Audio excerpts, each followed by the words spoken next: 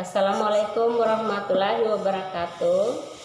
Selamat pagi anak-anak dan selamat berjumpa kembali dengan Ibu. Pada hari ini kita akan mempelajari IPS. Materinya yaitu tentang kegiatan produksi. Sebelumnya kita memulai pembelajaran hari ini, marilah kita bersama-sama untuk berdoa. Berdoa menurut keyakinan kita masing-masing. Berdoa dimulai.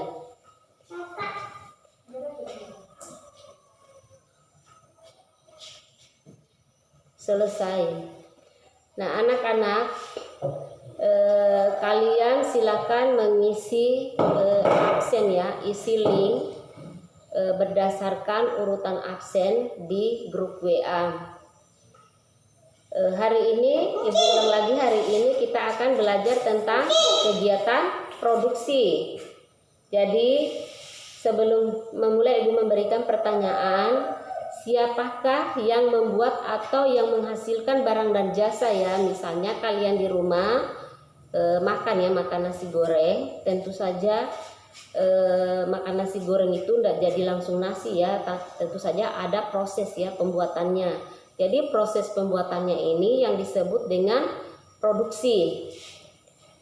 Nah, tujuan pembelajarannya yaitu melalui model problem based learning, peserta didik diharapkan mampu menjabarkan kegiatan produksi dengan tepat dan mampu menyajikan laporan hasil diskusi tentang kegiatan produksi dengan baik.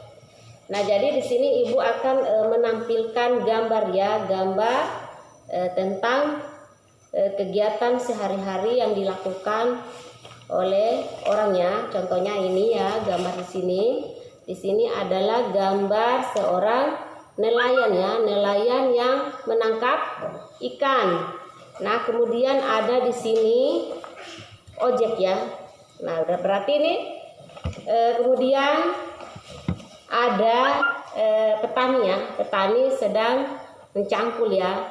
Nah, berarti untuk kegiatannya, Ibu tanya, kegiatan yang dilakukan ini ya, berarti disebut kegiatan produksi ya, kegiatan produksi. Karena semuanya ini yaitu, semua gambar ini yaitu tentu saja akan menghasilkan, contohnya ini akan menghasilkan tadi ya. Kemudian ini menghasilkan ikan dan ini menghasilkan uang. Nah, dari kesemua ini adalah disebut dengan kegiatan produksi. Nah, contoh lainnya, Ibu menyiapkan sarapannya di pagi hari. Tentu saja sebelum menyiapkan Ibu kalian, tentu saja nasi itu dimasak dulu ya, dimasak ataupun digoreng. Nah, itu juga adalah merupakan proses produksi. Nah, untuk pengertian produksi ya, pengertian produksi ini bukan hanya menghasilkan barang dan jasa ya, tetapi ada pengertian lain yang lebih luas. Contohnya pengertian produksi yang lain ini misalnya pabrik ya, pabrik menghasilkan misalnya baju ya, ataupun pakaian ya, ataupun barang-barang yang kita gunakan sehari-hari di rumah. Nah, itu adalah merupakan hasil dari pabrik. Nah, dari pengertian di atas ataupun contoh-contoh yang Ibu sampaikan tadi, pengertian produksi ini artinya yaitu kegiatan menghasilkan barang atau jasa dan barang, ataupun kegiatan menambah nilai guna barang ataupun jasa. Jadi berdasarkan pengertian produksi tersebut dapat disimpulkan bahwa nilai guna suatu barang akan bertambah bila barang memiliki nilai guna yang berbeda ya. Jadi ada perbedaan nilai guna tersebut dapat dilihat dari ada beberapa ya, ada nilai bentuk, guna bentuk. Nah, nilai guna bentuk ini berarti barangnya, barang yang tadinya tidak ada nilainya kemudian diubah akan menjadi bentuk barang yang bernilai. Misalnya kedelai ya, kedelai contohnya itu kedelai tadinya kedelai belum ada nilai gunanya yang lebih tinggi, jadi kemudian dibuatkan tempe sehingga memiliki nilai guna yang tinggi. Kemudian nilai guna tempat. Ya, nilai guna tempat yaitu nilai guna suatu barang akan tetapi lebih tinggi karena perbedaan tempat. Nah, misalnya pasir yang ada di sungai jika dibawa ke toko bangunan tentu saja itu mempunyai nilai guna ya, bisa dibuatkan untuk pembangunan rumah. Kemudian nilai guna waktu. Nilai guna waktu yaitu nilai guna suatu barang akan bertambah kalau barang tersebut digunakan pada saat yang tepat. Nah, misalnya payung ya, payung kita gunakan pada saat hujan. Tentu saja itu akan memiliki nilai guna. Nah, kemudian nilai guna kepemilikan. Nah, nilai guna barang akan bertambah apabila barang tersebut telah berpindah ke pemilikannya. Contohnya misalnya baju yang ada di toko yang dipajang ya. Jadi ketika dibeli seseorang tentu saja barang tersebut akan berguna ya, memiliki nilai guna barang tersebut. Nah, orang dalam lembaga ya atau lembaga menghasilkan dan menambah kegunaan barang ini disebut dengan produsen ya. Nah, jadi untuk melakukan produksi seorang produsen itu harus diingat tentang 3 hal, yaitu what ini berarti barang-barang apa saja yang akan dihasilkan. Kemudian how, yaitu bagaimana memiliki faktor-faktor produksi untuk memproduksi barangnya, barang tersebut. Whom, kepada siapa barang produksi tersebut didistribusikan. Nah, kemudian Ibu sampaikan juga tentang faktor produksi. Jadi faktor-faktor produksi itu ada faktor produksi alam ya.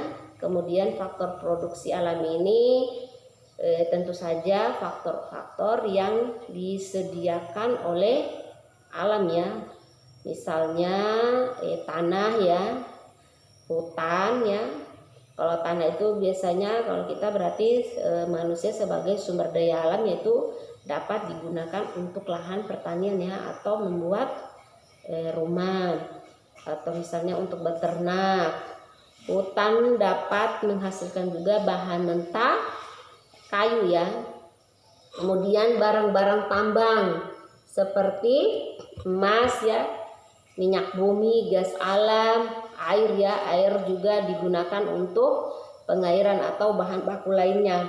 Kemudian faktor tenaga kerja. Faktor tenaga kerja ini dibagi 3 ya, yaitu tenaga kerja terdidik. Tenaga kerja terdidik ini ada tenaga kerja yaitu tenaga kerja yang menempuh pendidikan formal ya. Contohnya dokter ya, guru ya, ataupun konsultan.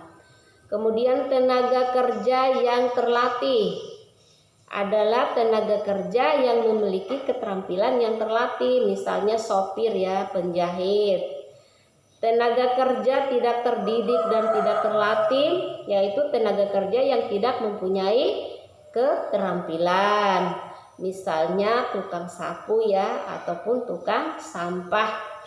Kemudian faktor produksi modal. Modal ini tentu saja segala hasil produksi yang dibuat manusia dengan tujuan untuk menghasilkan barang-barang dan jasa.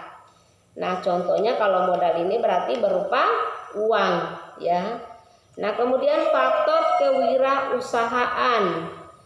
Nah, yaitu kemampuan seseorang atau beberapa orang ya untuk menyatukan semua faktor produksi agar dapat menghasilkan barang-barang tertentu. Nah, itu saja materi yang Ibu sampaikan ya, yang Ibu sampaikan. Nah, jadi kalian silakan mengisi ya LKPD ya, LKPD yang ada yang Ibu kirim lewat grup ya. Jadi Ibu simpulkan materi pada hari ini yaitu kegiatan produksi ini memiliki nilai guna suatu barang akan bertambah bila barang tersebut diolah lagi dan menghasilkan barang lain. Nah, jadi untuk pertemuan berikutnya kita akan mempelajari tentang kegiatan ekonomi. Nah, jadi silakan kalian pelajari ya dan dibaca-baca bukunya, materinya. Kita akan lanjutkan pertemuan berikutnya. Jangan lupa dikerjakan tugas yang Ibu kirimkan lewat LKPD. Nah, kalau kalian tidak mengerti, silakan japri Ibu.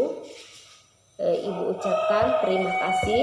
Assalamualaikum warahmatullahi wabarakatuh.